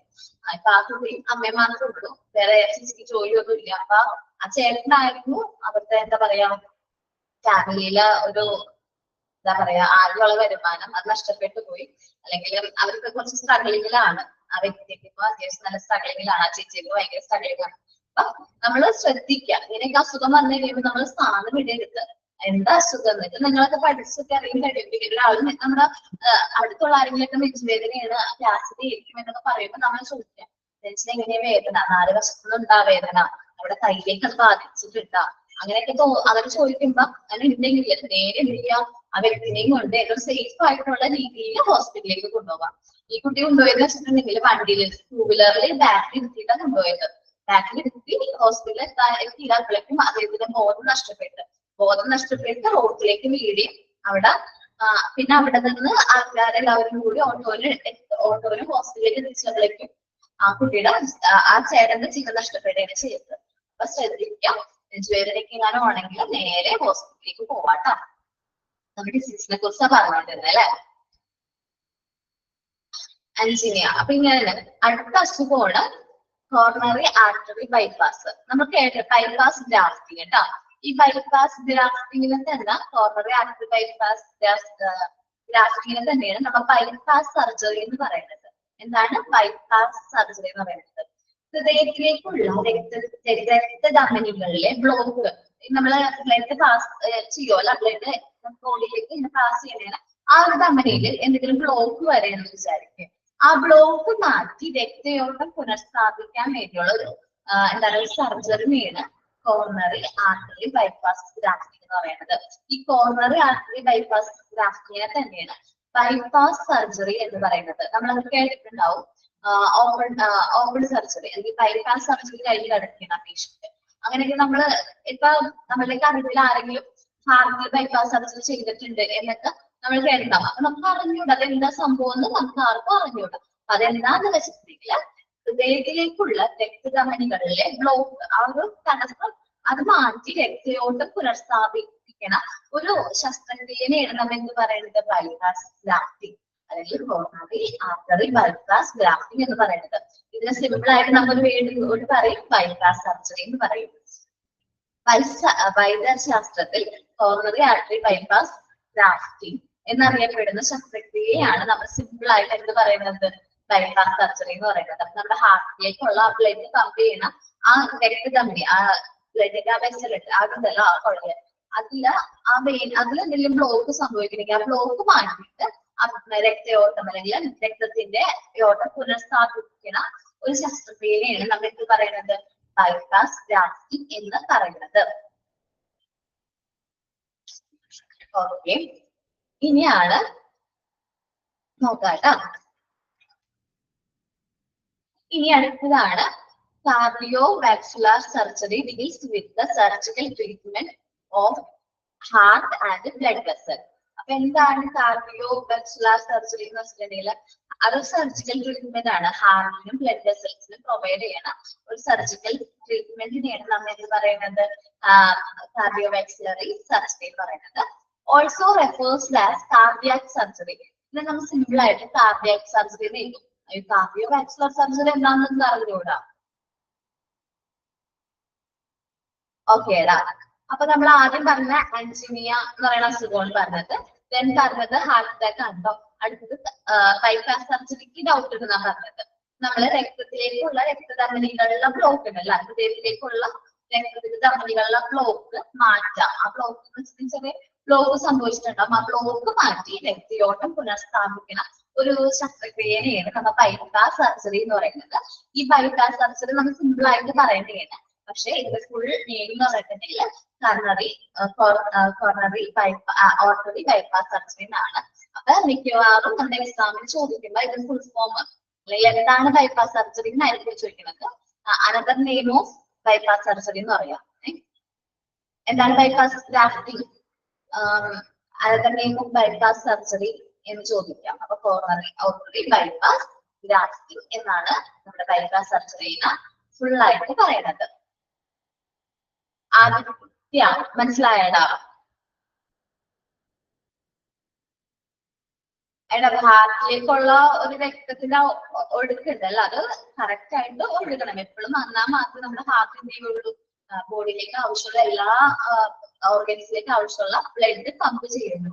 അപ്പൊ അങ്ങനെ എന്തെങ്കിലും ബ്ലോക്ക് ഹാർട്ടിലോ വാൽവിലോ അല്ലെങ്കിൽ എവിടെയെങ്കിലും ബ്ലോക്ക് സംഭവിക്കുകയാണെങ്കിൽ അങ്ങനെ ബ്ലോക്ക് കണ്ടുപിടിച്ച് ആ ബ്ലോക്ക് റിമൂവ് ചെയ്യണം, ആ തടസ്സം മാറ്റി അതിന് ക്ലിയർ ആയിട്ട് രക്തം ഓടാനായിട്ട് പുനഃസ്ഥാപിക്കണം. ആ ഒരു സർജറിനെയാണ് നമ്മൾ ബൈപ്പാസ് സർജറി എന്ന് പറയുന്നത്. ഓക്കെ അല്ലേ? നോക്കാട്ടോ. ഇനി കാർഡിയാക് സർജറിനെ കുറിച്ചാണ് പറയുന്നത്. കാർഡിയാക് സർജറി ഹാർട്ട് സർജറിയുമാണ് എന്ത് കാർഡിയോവാസ്കുലർ സർജറി എന്ന് പറയുന്നത്. ഇതൊരു സർജിക്കൽ ട്രീറ്റ്മെന്റ് ആണ്. നമ്മുടെ ഹാർട്ടിനും ബ്ലഡ് വെസൽസിനും കൊടുക്കുന്ന സർജിക്കൽ ട്രീറ്റ്മെന്റിനെയാണ് പറയുന്നത്. Describe any surgical procedures that involves the heart and blood vessel that carry blood to and from the heart. നമ്മുടെ ഹാർട്ടിലേക്ക് വരുന്ന ബ്ലഡോ അല്ലെങ്കിൽ ഹാർട്ടിന് പോണ ബ്ലഡോ അവിടെ എവിടെയെങ്കിലും എന്തെങ്കിലും പ്രശ്നം അവിടുത്തെ ബ്ലഡ് വെസൽസിനോ അല്ലെങ്കിൽ ഹാർട്ടിനോ എന്തെങ്കിലും പ്രശ്നം ഉണ്ടെങ്കിൽ നമ്മൾ എന്ത് ചെയ്യാറുണ്ട് കാർഡിയാക് സർജറി നടത്താറുണ്ട്. അല്ലെ ഹാർട്ട് സർജറി എന്തെങ്കിലും ബ്ലോക്കോ അല്ലെങ്കിൽ എന്തെങ്കിലും കാര്യങ്ങൾ സംഭവിക്കുകയാണെങ്കിൽ ചെയ്യാറുണ്ട്. ഇനി ഈ കാർഡിയാക് സർജറി കുറച്ച് എക്സാമ്പിൾസ് അവർ പറയുന്നത്. എക്സാമ്പിൾസ് തന്നെയാണ് അവർ പറയുന്നത്. എന്തൊക്കെയാണ് കാർഡിയാക് സർജറിയിൽ യൂസ് ചെയ്യണമെന്നാണ് പറയുന്നത്. Cardiac surgery involves the procedures like the bypass surgery. Cardiac സർജറിയിൽ നമ്മുടെ ബൈപ്പാസ് സർജറിയുടെ അതേ പ്രൊസീജിയർ ആണ് ഫോളോ ചെയ്യുന്നത്. ഇനി കാർഡിയാക് സർജറിയിൽ എന്തൊക്കെ കാര്യങ്ങളാണ് വരുന്നത് എന്നാണ് പറയുന്നത്. വാൽവ് റിപ്പയർ, നമ്മുടെ ഹൃദയത്തിലേക്കുള്ള ഏതെങ്കിലും വാൽവിന് എന്തെങ്കിലും പ്രശ്നം ഉണ്ടെങ്കിൽ ആ വാൽവ് എന്ത് ചെയ്യാം റിപ്പയർ ചെയ്യാം. അല്ലെങ്കിൽ വാൽവ് മാറ്റിയിട്ട് പുതിയൊരു വാൽവ് അല്ലെങ്കിൽ വാൽവ് റീപ്ലേസ്മെന്റ് ചെയ്യാം. ഇതൊക്കെയാണ് ഇവിടെ വന്നത് കാർഡിയാക് സർജറിയിൽ വന്നത്. വാൽവ് റിപ്പയറും വാൽവ് റിപ്പയർമെന്റും. അയോർട്ടിക് വാൽവ് മാറ്റിസ്ഥാപിക്കുന്ന ശസ്ത്രക്രിയ എന്നതാണ് ഒരു ഓപ്പൺ ഹാർട്ട് സർജറി. നമ്മൾ ശ്രദ്ധിക്കേണ്ട ഓപ്പൺ ഹാർട്ട് സർജറി എന്നത് പറഞ്ഞിട്ടുണ്ടാവില്ലേ. ഈ വാൽവ് പുനഃസ്ഥാപിക്കുക അല്ലെങ്കിൽ അതിന് എന്തെങ്കിലും പ്രശ്നം ഉണ്ടെങ്കിൽ അത് റിപ്പയർ ചെയ്യേണ്ടതൊക്കെ എങ്ങനെയാണ് ഈ കാർഡിയാക് സർജറി വഴിയാണ് നമ്മൾ ചെയ്യുന്നത്.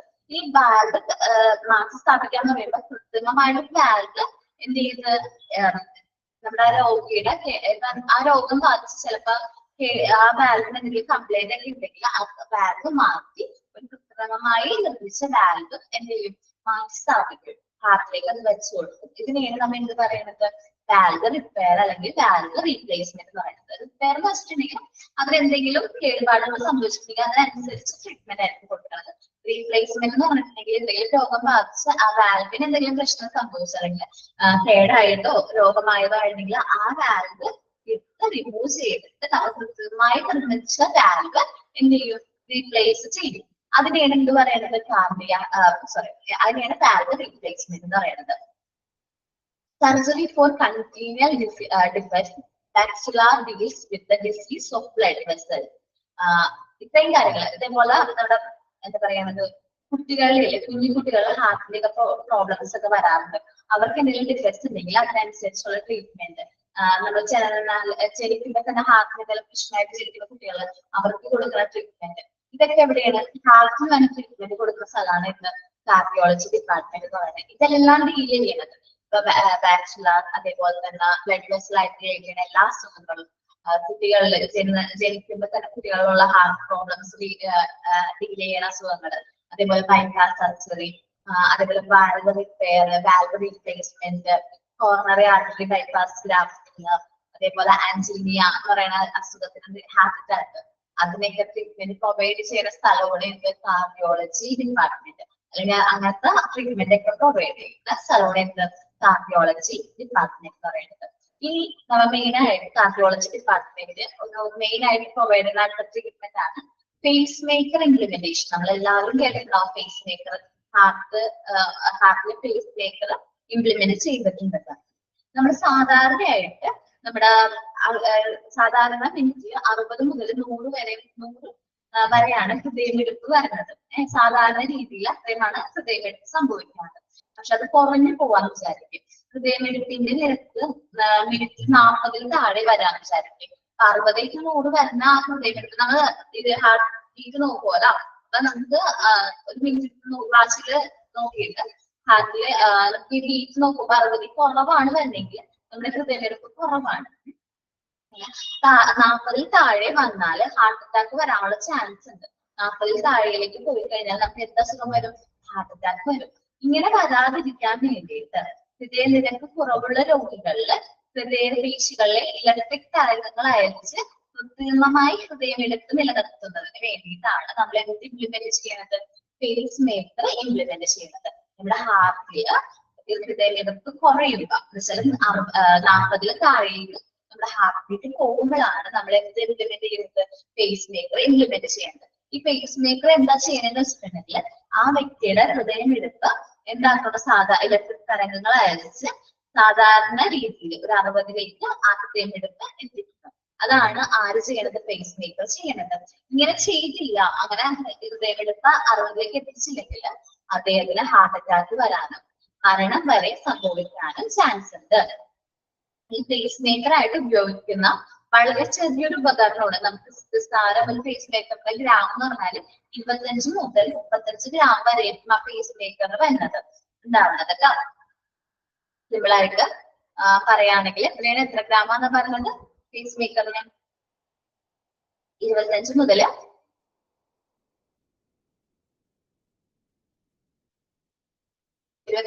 30 വരെയാണ് അതിന്റെ ഗ്രാം എന്ന് പറയുന്നത്. അപ്പൊ ഞാൻ പറയുന്നത് പേസ് മേക്കറിന്റെ ഒരു ഇമേജ് ആണ് അവർ കാണിച്ചിരിക്കുന്നത്. പേസ് മേക്കർ നമ്മുടെ ഹൃദയമായിട്ട് എന്ത് ചെയ്തിട്ടുണ്ടാവും, ഘടിപ്പിച്ചിട്ടുണ്ടാവും. എന്നിട്ട് അത് നമ്മുടെ ഹാർട്ട് ഇവിടെയായിട്ട് ഇപ്പത്തെ ഭാഗമായിട്ട് ഇവിടെയായിട്ട് ഫിറ്റ് ചെയ്ത് വെച്ചിട്ടുണ്ടാവും. ഓക്കെ, ശ്രദ്ധിച്ചോ കേട്ടോ. പേസ് മേക്കർ ഇങ്ങനെ ഇംപ്ലിമെന്റ് ചെയ്തിട്ടുണ്ടാവും കേട്ടോ. നിങ്ങൾക്ക് എല്ലാവർക്കും ഇമേജ് കാണാൻ പറ്റണ്ടല്ലോ, പേസ് മേക്കറിന്റെ ഇമേജ് കാണാൻ പറ്റണ്ടല്ലോ. നമ്മുടെ ഓക്കെ, പേസ് മേക്കറിന്റെ രീതിയിൽ ഇങ്ങനെ എടുത്തിട്ടുണ്ടാവും. നമുക്ക് പുറത്തേക്ക് അത് കണക്ട് ചെയ്ത് പേസ് മേക്കർ വെച്ചിട്ടുണ്ടാവും. നമ്മുടെ ഹാർട്ടിന് അത് എന്ത് ചെയ്തോണ്ടിരിക്കും, ഹാർട്ട് ബീറ്റ് കുറയുമ്പോൾ മാത്രമാണ് അതെന്ത് ചെയ്യണത്, വർക്ക് ചെയ്യണത്.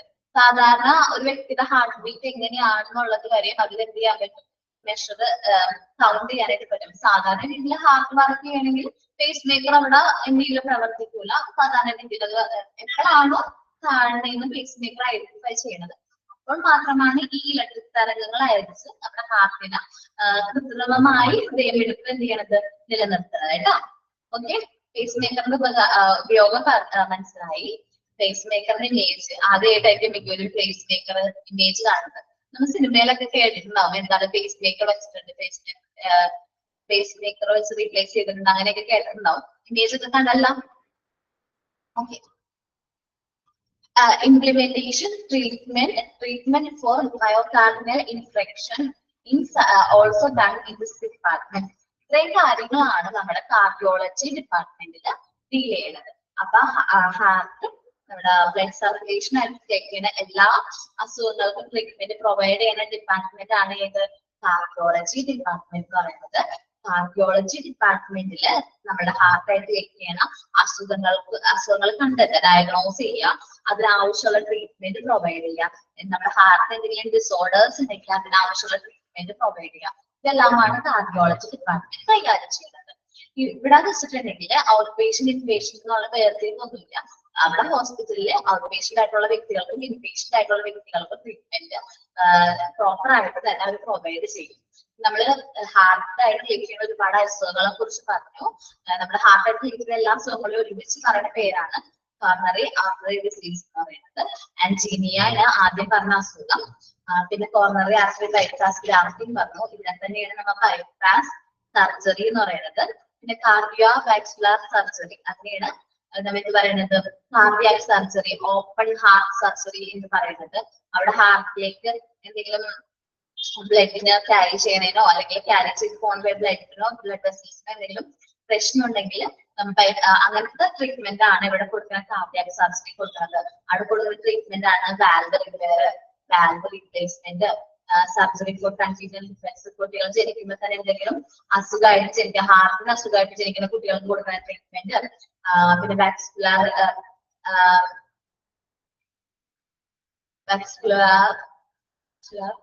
Deals with disease blood vessel, നമ്മുടെ ബ്ലഡ് വെസൽസിന് എന്തെങ്കിലും അസുഖം ഉണ്ടെങ്കിൽ അവർക്ക് പ്രൊവൈഡ് ചെയ്യുന്ന ട്രീറ്റ്മെന്റിന്റെ കാര്യം പറഞ്ഞു. ദെൻ ലാസ്റ്റ് പറഞ്ഞതായിരുന്നു പേസ് മേക്കർ ഇംപ്ലിമെന്റേഷൻ. എന്താണ് പേസ് മേക്കർ ഇംപ്ലിമെന്റേഷന്റെ കാര്യം പറഞ്ഞു. നമ്മൾ പേസ് മേക്കറിന്റെ ഇമേജ് പറഞ്ഞു. നമ്മൾ പ്രൊവൈഡ് ചെയ്യുക പേസ് മേക്കർ എങ്ങനെയാണ് ഹാർട്ടിന് വെച്ചിട്ടുണ്ടെങ്കിൽ നമുക്ക് സാധാരണ രീതിയിൽ ഒരു വ്യക്തിക്ക് ഒരു ബീങ്ങിന് 60 മുതൽ എന്താണ്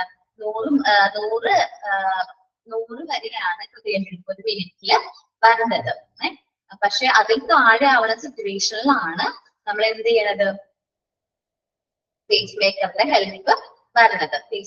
ഹെൽപ്പ് വരുന്നത്. അപ്പൊ ഇങ്ങനെ പേസ് മേക്കർ വെക്കുമ്പോ നമുക്ക് 40-ൽ താഴെ വന്നു കഴിഞ്ഞിട്ടുണ്ടെങ്കിൽ ഒരു വ്യക്തിക്ക് ഹാർട്ട് അറ്റാക്ക് വരാനുള്ള ചാൻസ് കൂടുതലാണ്. ഹാർട്ട് അറ്റാക്ക് വരാനുള്ള ചാൻസ് ഉണ്ട്. അപ്പൊ ഹാർട്ട് അറ്റാക്ക് വരാതിരിക്കാൻ വേണ്ടിയിട്ടാണ് നമ്മൾ എന്ത് പറയുന്നത്, ഈ പേസ് മേക്കർ ഫിറ്റ് ചെയ്ത് വയ്ക്കുന്നത്. അപ്പൊ ഹാർട്ടിന്റെ സാധാരണയായിട്ടുള്ള ഹാർട്ട് ബീറ്റ് അവർക്ക് എന്ത് ചെയ്യാൻ പറ്റും, കൗണ്ട് ചെയ്യാനായിട്ട് പറ്റും. പേസ് മേക്കർ ഒക്കെ കൗണ്ട് ചെയ്യാൻ പറ്റും. സാധാരണ രീതിയിലാണ് ഹാർട്ട് ബീറ്റ് പോണെങ്കിൽ പേസ് മേക്കർ ഒന്നും ചെയ്യില്ല. അത് അവിടെ സാധാരണ രീതിയിൽ മെഷർ ചെയ്യും. ഇത്ര ഹാർട്ട് ബീറ്റ് ആണെന്നുള്ള കാര്യങ്ങൾ മെഷർ ചെയ്യും, അത് റെക്കോർഡ് ചെയ്യും. അത് വേറെ ഒന്നും ചെയ്യും. ഇപ്പൊ ഹാർട്ട് ബീറ്റ് കുറയുന്ന സിറ്റുവേഷൻ ആണെങ്കിൽ ഇപ്പം 40-ൽ താഴെ പോയി എന്ന് പേസ് മേക്കർക്ക് തോന്നുമ്പോ എന്ത് ചെയ്യും, അത് ഇലക്ട്രിക്കലി തരംഗങ്ങൾ അയച്ച് എന്താണ് കൃത്രിമമായിട്ട് നമ്മുടെ ഹാർട്ടിനെ എന്ത് ചെയ്യാൻ തുടങ്ങും, കൃത്രിമമായിട്ട് അതിനെ എന്തെങ്കിലും ഉത്തേജിപ്പിക്കാനായിട്ട് തുടങ്ങും. ഇനി മയോകാർഡിയൽ ഇൻഫെക്ഷൻ എന്ന് പറഞ്ഞിട്ടുണ്ടെങ്കിൽ നമ്മുടെ ഹാർട്ടിലേക്ക് പ്രോപ്പർ ആയിട്ട് വെള്ളം എത്താതിരിക്കണം. ഹൃദയപേശിയിലേക്ക് ആവശ്യത്തിന് രക്തമോ വെള്ളമോ എത്താതിരിക്കണം. ആ ഒരു സിറ്റുവേഷനെയാണ് അതുവരെ നമ്മുടെ ഹൃദയപേശികൾ നശിക്കും. ആ ഒരു അവസ്ഥേനെയാണ് നമ്മൾ എന്ത് പറയണത്, മയോകാർഡിയൽ ഇൻഫെക്ഷൻ എന്ന് പറയുന്നത്. അങ്ങനെ ഹാർട്ട് അറ്റാക്ക് അല്ലെങ്കിൽ ഹൃദയാഘാതം എന്ന് തന്നെ പറയുന്നത് ഹാർട്ട് അറ്റാക്ക് തന്നെയാണ് പറയുന്നത്, വേറൊരു പേരാണുള്ളൂ. ഇത്രയും ട്രീറ്റ്മെന്റ് ആണ് കാർഡിയോളജി ഡിപ്പാർട്ട്മെന്റ് പ്രൊവൈഡ് ചെയ്യുന്നത്. ഒന്ന് വായിച്ചു നോക്കിയേ, ഞാൻ എടുത്ത 3 ഡിപ്പാർട്ട്മെന്റിൽ ഏറ്റവും ഇമ്പോർട്ടന്റ് ആയിട്ടുള്ളതും പഠിക്കാനായിട്ട് ഇത്തിരി ടഫ് ആയിട്ടുള്ള ഡിപ്പാർട്ട്മെന്റ് കാർഡിയോളജി ഡിപ്പാർട്ട്മെന്റ് ആണെന്ന് എനിക്ക് അറിയാം. അപ്പൊ കാർഡിയോളജി ഡിപ്പാർട്ട്മെന്റ് ഒന്ന് വായിച്ചു നോക്കുക. എന്തെങ്കിലും ഡൗട്ട് ഉണ്ടെങ്കിൽ ഇപ്പൊ തന്നെ ചോദിക്കാം കേട്ടോ. വേഗം ഒന്ന് എല്ലാവരും വായിച്ചു നോക്കി. ഇത്തിരി പാടാണ്, എനിക്കറിയാം. വായിച്ചൊക്കെ നോക്കാനും അതേപോലെ ഓരോ അസുഖങ്ങളെ കുറിച്ചും ഇത്തിരി പാടാണ്. ഒന്ന് വായിച്ച് നോക്കട്ടോ. എന്തെങ്കിലും ഡൗട്ട് ഉണ്ടെങ്കിൽ ചോദിക്കാം. അതേപോലെ നിങ്ങൾ ലെക്ചർ നോട്ട് എടുത്ത് എഴുതി വെക്കേണ്ടല്ലോ, അതൊക്കെ റെഫർ ചെയ്യാം കേട്ടോ. ഒന്ന് വായിച്ചു നോക്കി കാർഡിയോളജി ഡിപ്പാർട്ട്മെന്റ്.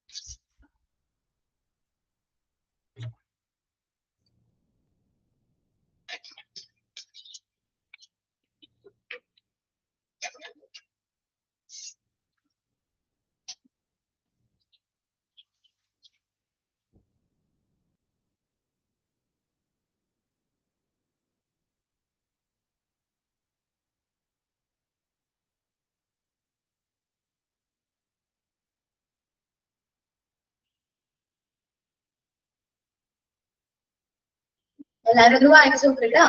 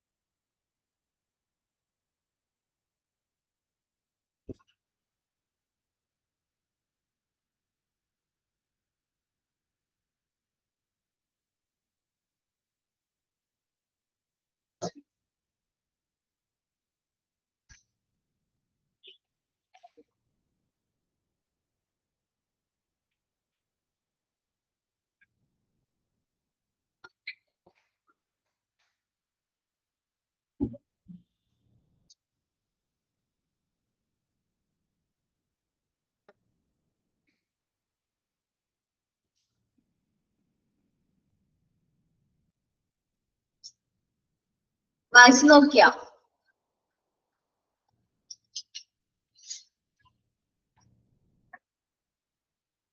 ഡൗട്ട് എന്തെങ്കിലും ഉണ്ടോ?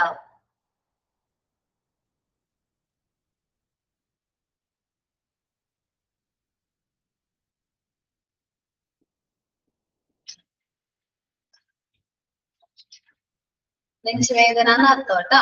അഞ്ചിനെയാ ഗ്രാഫ്റ്റിംഗ് എന്ന് പറഞ്ഞിട്ടുണ്ടെങ്കിൽ നമ്മുടെ ബൈപ്പാസ് സർജറിയുടെ ഫുൾ നെയിം ആണ് ഗ്രാഫ്റ്റിംഗ്. ആ ഒരു വേർഡാണ്.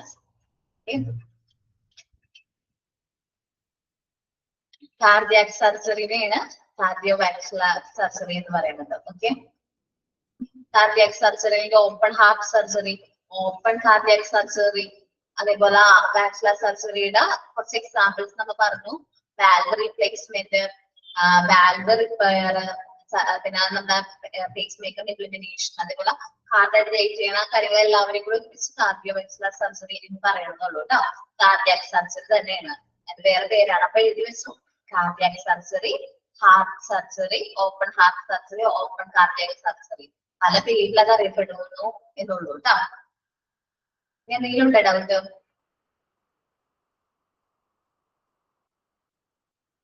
ഡൗട്ട് ഉണ്ടെങ്കിൽ വേഗം ചോദിച്ചു കേട്ടോ. എന്നിട്ട് വേണമെങ്കിൽ കുറച്ച് ക്വസ്റ്റ്യൻസ് ഇപ്പോഴത്തെ പോർഷനായിട്ട് റിലേറ്റ് ചെയ്യണം, കുറച്ച് ക്വസ്റ്റ്യൻസ് ഒന്ന് ആൻസർ ചെയ്യിപ്പിക്കാനായിട്ട്.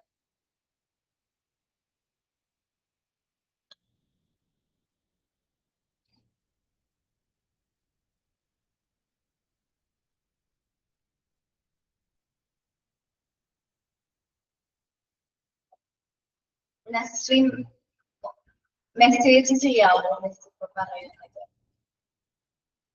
എടാ മെസ്സേജ് ടൈപ്പ് ചെയ്താൽ ടൈം എടുക്കും. മയോകാർഡിയൽ ഇൻഫെക്ഷൻ എന്ന് വെച്ചാൽ ഹാർട്ട് അറ്റാക്കിനെ തന്നെയാണ് നമ്മുടെ ഹാർട്ടിലേക്ക് എന്താ പറയുക, രക്തമോ അല്ലെങ്കിൽ വെള്ളമോ എത്തിച്ചെല്ലാൻ പറ്റാത്തൊരു രീതിയിൽ നമ്മുടെ ഹാർട്ടിലെ പേശികൾ നശിച്ചു പോകുന്ന ഒരു അവസ്ഥയാണ് മയോകാർഡിയൽ ഇൻഫെക്ഷൻ എന്ന് പറയുന്നത്. നമ്മുടെ ഹാർട്ട് അറ്റാക്കിനെ തന്നെയാണ് അത് പറയുന്നത്. ഓക്കെ,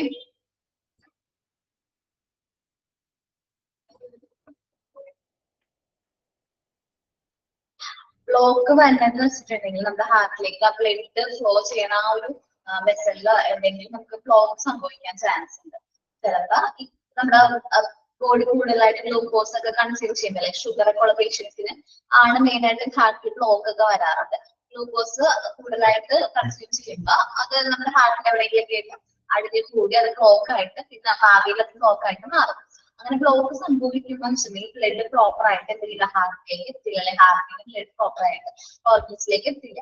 അപ്പൊ അങ്ങനെ സംഭവിക്കുന്ന പറയുന്നത് നമുക്ക് ബ്ലോക്ക് റിമൂവ് ചെയ്യാൻ മാത്രമേ ഓപ്ഷൻ ഉള്ളൂ. അപ്പൊ ആ ബ്ലോക്ക് റിമൂവ് ചെയ്തിട്ട് ആ രക്തയോട്ടം പുനഃസ്ഥാപിക്കും. അങ്ങനെയാണ് നമ്മൾ ബ്ലോക്ക് ഹാർട്ട് എന്ന് പറയുന്നത് കേട്ടോ.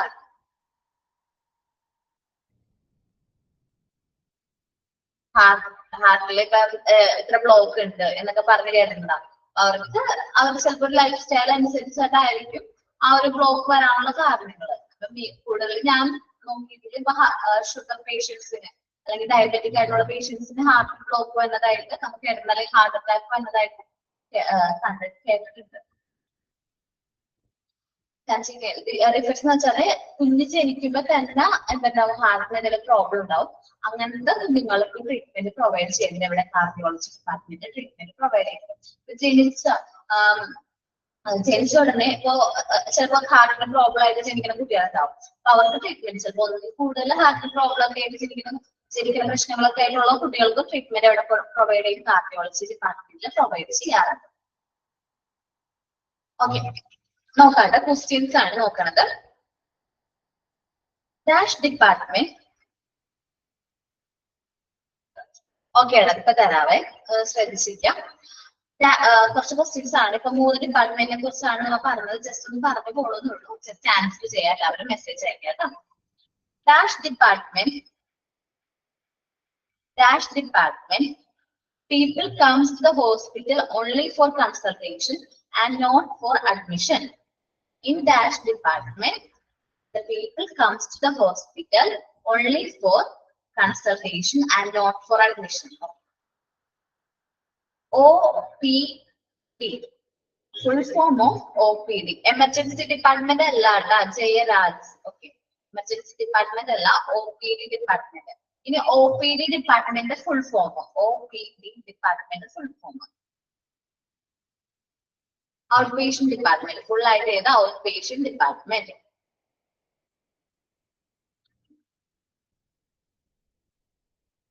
In dash department, patient treatment within the boundaries of the hospital last only for a day.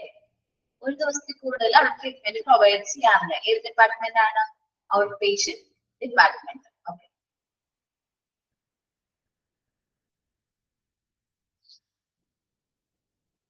The another name of casualty and emergency department. The another name of casualty and emergency department. The another name of casualty and emergency department. Accident and emergency department.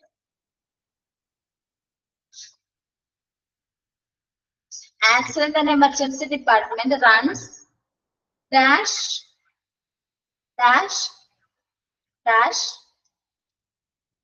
hours. All optional one is 24 hours in the okay 24 hours 24/7. Okay.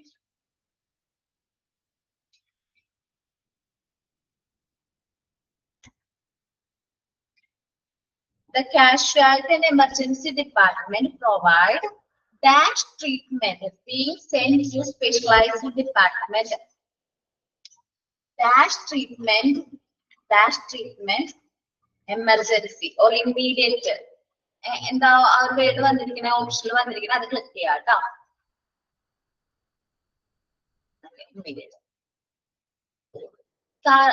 Cardiology department deals with the problems of dash. Cardiology department deals with the problem of dash. Human heart എന്നുണ്ടെങ്കിൽ അത് click ചെയ്യാം കേട്ടോ.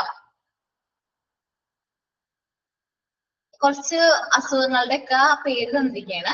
എന്നിട്ട് ചോദിക്കുകയാണ് ഇത് ഏതായിട്ട് relate ചെയ്യുന്ന department ആണ്. ഇപ്പൊ coronary artery bypass grafting, valve replacement, valve repair, pacemaker implementation, ഇതൊക്കെ ഏത് ഡിപ്പാർട്ട്മെന്റ് ആയിട്ട് റിലേറ്റ് ചെയ്യണ അസുഖങ്ങളാണെന്ന് ചോദിച്ചാൽ നമ്മൾ ഏത് ഡിപ്പാർട്ട്മെന്റ് എഴുതും? കാർഡിയോളജി ഡിപ്പാർട്ട്മെന്റ് എഴുതും. ജസ്റ്റ് ഒന്ന് ഞാൻ പറയണമെന്നുള്ളൂ, ക്വസ്റ്റ്യൻസ് നല്ല രീതികൾ പറയണേ കേട്ടോ.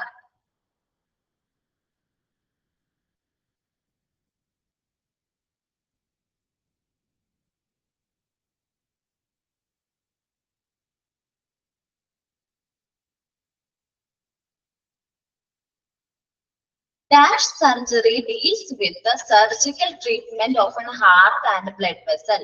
Dash surgery deals with the surgical treatment of heart and blood vessel. Options ഉണ്ട് ട്ടാ. Cardiovascular surgery, cardiac surgery, heart surgery. Last option all of the above.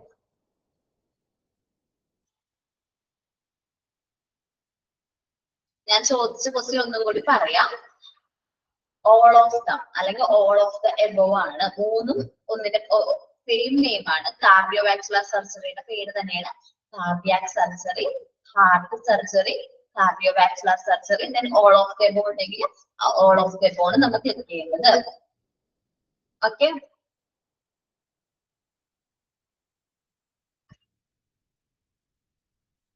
അപ്പൊ ടൈം കഴിഞ്ഞു. അതുകൊണ്ട് ക്വസ്റ്റ്യൻസിന്റെ എണ്ണം കുറവാണ്. നിങ്ങള് മാത്സ് നന്നായിട്ടൊന്ന് വായിച്ചു നോക്കുക. 3 ഡിപ്പാർട്ട്മെന്റ് നല്ല രീതിയിൽ ഒന്ന് വായിച്ചു നോക്കുക. എന്നിട്ട് മോക്ക് ടെസ്റ്റിന് അറ്റൻഡ് ചെയ്യാം. ഡൗട്ട് ഒന്നും ഇല്ലാല ഇന്നത്തെ പോർഷൻസ് ഒന്ന് വായിച്ചു നോക്കുക. റിപ്പീറ്റ് ആയിട്ട് ഒന്ന് വായിച്ചു നോക്കാം. അപ്പൊ കിട്ടും കേട്ടോ. Thank you.